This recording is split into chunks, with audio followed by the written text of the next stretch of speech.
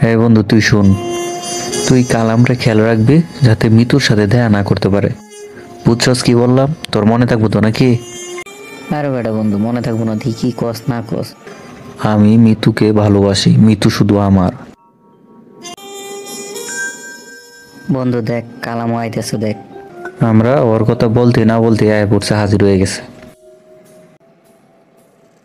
কিরে জহির, কি খবর তোর? কিরে, তোর সাথে তো দেখা সাক্ষাৎই হয় না, কই থাকস না থাকস? কিরে, তোর ব্যবসার খবর কি? চলতেছে তো ভালো নাকি? তুই বেটা ছোট লোকের মতোই থাইকা গেলি রে। তোর ব্যবসা না বলে শুনতেছি এই দাঁড়াইতেছে। কই ব্যবসা তো আর দাঁড় হইতে দেখলাম না রে। বেটা শোন, তোর যদি আছে বুঝছস, ব্যবসা দাঁড়াইবো এক সময়। তোরা টিটকারি মারতাছস মারোই, ওহন গরিব আছি, পরে তোর গরিব থাকতাম না। শোন, এক কাম কর, তুই মিতুর পিছন ছাইড়ে দি। এই কথা তো আমি তোকে বলবো, তুই মিতুর পিছন ছেড়ে দিতে। দেখ, মিতু শুধু আমার। জহির, তুই মিতুর পিছন পিছন ঘুরিস না, লাভ নাই। কারণ তোর কোনো টাকা পয়সা নাই রে। তুই গরিব, তুই এত টাকা পাইবি কই থেকে? আর তুই আর বিয়ে করলে খাওয়াইবি কি? তোর তো কিছুই নাই। শোন, নাই আমার এক সময় হইব না যে তা কোনো কথা না। মিতু শুধু আমারে ভালোবাসে জহির, আমারে ভালোবাসে। দেখ কালাম, মিতু আমারে ভালোবাসে, তোরে ভালোবাসে না। হ, আমি ওইটাই কই, মিতু আমারে ভালোবাসে জহির, তোরে ভালোবাসে না। জানস, মিতু আমারে কইছে আমারে ভালোবাসে, তোরে ভালোবাসে না। এ বন্ধু চল যাইগা, গরিব মানুষের সাথে কথা বললে লাভ নাই। আসিল বন্ধু, এখন হয়ে যেতেছে শত্রু। তুই মিতুরে ভালোবাসস, আর দেখ তোর কাছ থেকে মিতুরে নিতে চাইতেছে গা। চা বেটা, চলে যায়। তুই যে মিতুর সাথে দেখা করতে যাবি, কালাম যদি এসে হাজির হয়, পরে কি করবি রে? আচ্ছা, আইলে পরে মিতুর সামনে আমি বলবো কথা। কি রে বেটা, এখানে জহির আবার কি করে রে? আমরা আসার আগে আইসা পড়ছে। কিরে কালাম, তুই এখানে কে রে? পিছন আর ছাড়লি না রে? হ্যাঁ বন্ধু, মিতু আইতেছে। মিতু, মিতু কেমন আছো? মিতু, তুমি কেমন আছো? মিতু, আমি তোমারে ভালোবাসি অনেক। আমি ভালোবাসি এই কথাটা বলতে চাইছিলাম, কিন্তু আমি বলতে পারি। কালামরে বলছিলাম আমার কথা বলতো, আমি তোমাকে ভালোবাসি। কিন্তু হ্যাঁ, কি করলো দেখো, আমার কথা না বলে বলছে ওর কথা। ওই হইলো বেইমান, বুঝছো, আমার বেইমান বন্ধু। আমি মিতুরে ভালোবাসি, বুঝছো জহির? আমি মিতুরে ভালোবাসি। আমি ভালোবাসি, আমি ভালোবাসি। আমি ভালোবাসি। আমি ভালোবাসি। এই থামেন আপনারা, আমি কাউকে ভালোবাসি না। আমার আব্বা যার কাছে বিয়ে দিব, আমি তাকে বিয়ে করব। বুঝছেন কি বললাম? এখন আপনারা আমার পথ ছেড়ে দাঁড়ান। যা বন্ধু জায়গা, কালকে আঙ্কেলের কাছে বিয়ের প্রস্তাব নিয়ে যাব। মিতু আমারও ভালোবাসে, দেখছস কি বলে গেল? কালকে বিয়ার প্রস্তাব দিয়ে আইতে। মিতুর কথাই বোঝা গেল মিতু আমারও ভালোবাসে।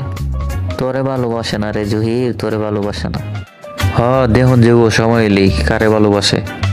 আসসালামু আলাইকুম আঙ্কেল, ভালো আছেন? ওয়ালাইকুম আসসালাম। ভালো, তুমি কেমন আছো বাবা? হঠাৎ করে আমার বাড়িতে কি জন্যে? না আঙ্কেল, আমার তো গার্জিয়ান নাই, গার্জিয়ান মানে তো আপনারাই আছেন। ও, এই কথা। হ, ঠিকই তো বলছো। আঙ্কেল, আমার আব্বা তো কম রাইখে গেছে না, পায়ের উপরে পা তুইলা খাইলেও শেষ হইব না। ভাবছিলাম যে বাড়িতে নতুন মানুষ আনার দরকার। নতুন মানুষ আনার দরকার, তাই আনো, সমস্যাটা কি? না আঙ্কেল, কইতে চাইছিলাম যে আমার তো গার্জিয়ান নাই, গার্জিয়ানের মধ্যে তো আপনারাই আছেন। হ, গার্জিয়ান হিসেবে তো আমরা আছি, সমস্যা নাই। তো নতুন মানুষ আনবা, আনো। আমার বাপ বলতে তো কেউ নাই, আছেন তো আপনারাই। এখন বাবা হিসেবে তো এখন আপনাদেরকে দেখি। হ, আমি তো তোমার ছেলে হিসেবেই মানি। আঙ্কেল, বাবা হিসাবে যদি কাগজপাতিতে হতো তাহলে ভালো হতো। ঘুরায় পেশায় না কইয়া কি কইতে চাচ্ছ বইলা ফেলাও। মিতুরে আমার বাড়িতে বিয়ে করে নিতে চাই। দেখো কালাম, মিতু আমার একটা মাত্র মাইয়া, যার তার হাতে তো আর তুলে দিতে পারি না। তবে তুমি ছেলে হিসাবে ভালো, ছেলে হিসাবে খারাপ না, তারপরও সিকিউরিটি একটা ব্যাপার আছে না। সিকিউরিটি আমি? আঙ্কেল, এটা নিয়ে কোনো চিন্তাই করেন না আপনি।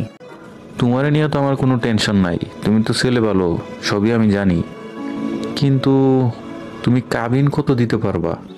কাবিন 20 লাখ। এটা আমার গায়ে লাগতো না। 20 লাখ? এটা একটা কোনো কথা কইলা তুমি? হ্যাঁ কালাম, আমি তোমাকে অনেক ভালো মনে করছিলাম, কিন্তু তুমি আমার একমাত্র মায়ের জন্য মাত্র 20 লাখ? আচ্ছা, 30। 30। আচ্ছা, একটু আমার কাজ আছে, তুমি পরে দেখা করো আমার সাথে। হ্যাঁ আচ্ছা আঙ্কেল, যায়েন না, শুনেন। আপনি কন কত দিতে হইব? আপনি যেটা কইবেন আমি ওইটাতে রাজি।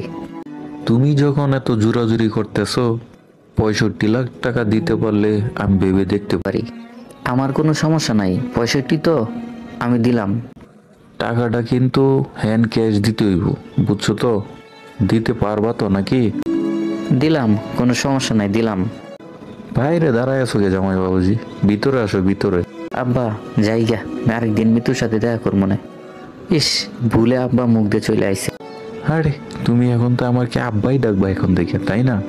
আঙ্কেল আজকে জায়গা, সবাইকে দাওয়াত দিতে হবে, তারপর ডেকোরেশন ব্যবস্থা করতে হবে। আজকে ওর সাথে দেখাও না করি, জায়গা। ওরে তো সারা জীবন দেখতে পারবা, আজকে দেখা করার দরকার কি? যাওগা। আপনি শুধু আমার জন্য দোয়া করেন, হ্যাঁ? আরে তুমি আমার বুকে আসো, বুকে আসো বাবা, বুকে আসো।